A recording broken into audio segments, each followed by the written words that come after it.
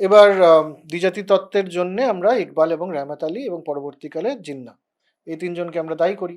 কিন্তু 1908 এবং রহমত আলী 1933-এ লিখছেন এটা, ইকবাল 1930-এ বলছেন, জিন্নাহ তারপরে 1940-এ।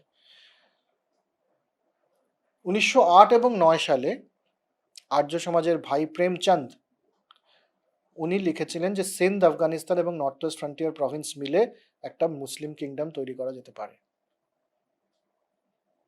ঠিক আছে।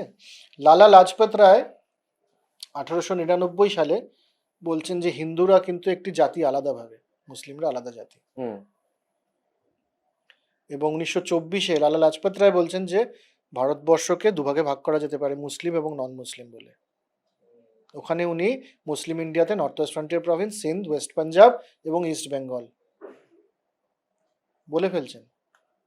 কাজে আইডিয়াটা যে শুধুমাত্র এদের থেকে এসছে এটা একেবারেই নয়।